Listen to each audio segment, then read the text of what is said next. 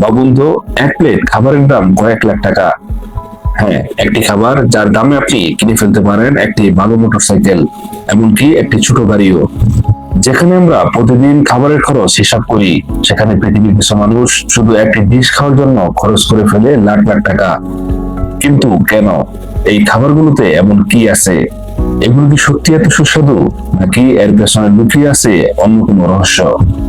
শুনতে অবিশ্বাস্য লাগলেও এই পৃথিবীতে এমন কিছু খাবার আছে যেগুলো শুধু ক্ষুধা মেটানোর জন্য না, বরং এগুলো হলো একটি বিলাসিতা, একটি স্ট্যাটাস এবং অনেক সময় ক্ষমতা প্রদর্শনের একটি উপায়। আজকের এই ভিডিওতে আমরা জানবো পৃথিবীর সবচেয়ে দামি 5টি খাবার কোথায় পাওয়া যায়, কেন এত দামি এবং আসলে এগুলো স্বাদ কেমন। তাই ভিডিওটি শেষ পর্যন্ত দেখুন, কারণ প্রতিটি খাবার আপনার ধারণাকেই বদলে দেবে। স্বাগতম মাকড়সায়, যেখানে আমরা সই অন্ধকার ইতিহাস উন্মোচন করি লুকানো সত্য। যদি রহস্য ভালোবাসেন তাহলে সাবস্ক্রাইব করুন এখনই, কারণ সত্য লুকিয়ে থাকে মাকড়সার জালের গভীরে। মাটির গভীরে লুকিয়ে আছে এমন একটি জিনিস যার দাম লাখ লাখ টাকা। এটা কোনো হীরা না, কোনো সোনা না, এটা একটি খাবার। এর নাম হোয়াইট ট্রাফল।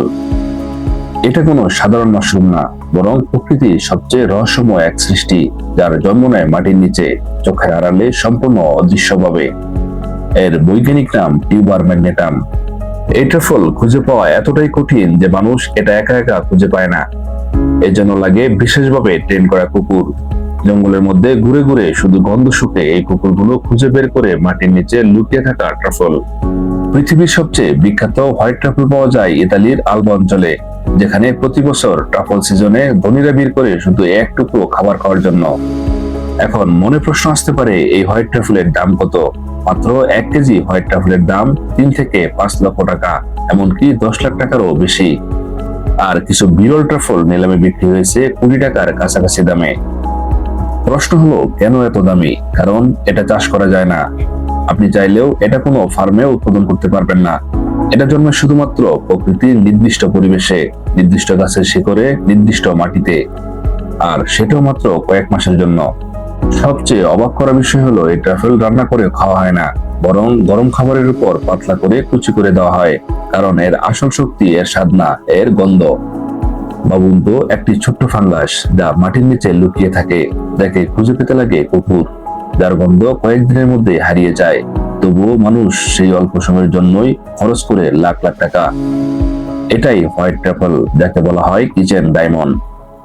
এক টুকরো মাংস যার এক কামড়ের দামই হাজার হাজার টাকা। শুনতে অবিশ্বাস্য লাগলেও এটাই বাস্তব। এই মাংসের নাম ওয়াগু বিফ। ওয়াইগু জাপানি একটি শব্দ, যার অর্থ জাপানের বিশেষ প্রজাতির গরুর মাংস। কিন্তু এই মাংসকে এত বিশেষ বানায় কি? এর উত্তর লুকিয়ে আছে একটি শব্দে, মার্বেলিং। মানে মাংসের ভেতরে ছড়িয়ে থাকা সাদা ফিটের সূক্ষ্ম নকশা, যেটা দেখতে অনেকটা মার্বেল পাথরের মতো। এই ফ্যাটি ওয়াগুকে বানায় পৃথিবীর সবচেয়ে নরম মাংসগুলোর একটি, এতটাই নরম যে মুখে দিলে প্রায় গলে যায়। জাপানে ওয়াগু বিফের গ্রেডিং করা হয় A1 থেকে A5 পর্যন্ত, আর সবচেয়ে সেরা হলো A5 গ্রেড ওয়াগু, যেখানে মার্বেলিং সবচেয়ে বেশি, স্বাদ সবচেয়ে রিচ, আর দাম সবচেয়ে বেশি।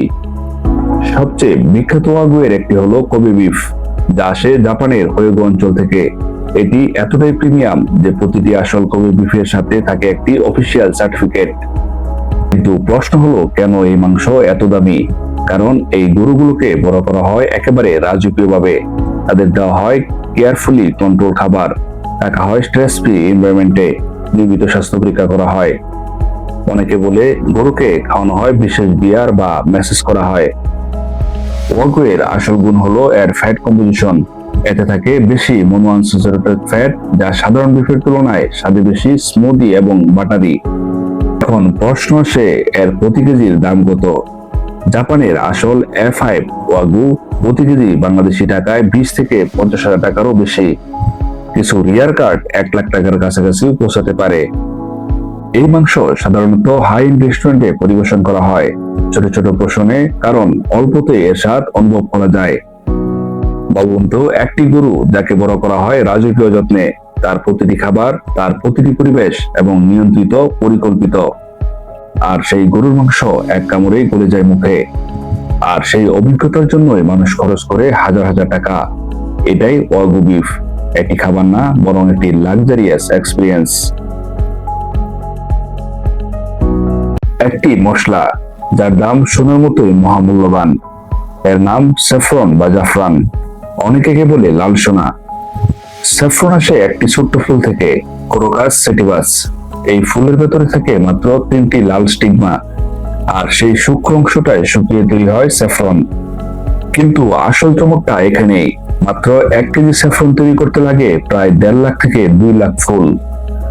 আর এই প্রতিটি ফুল থেকে স্টিগমা তুলতে হয় একেবারে হাতে, ধীরে ধীরে, অত্যন্ত যত্নে।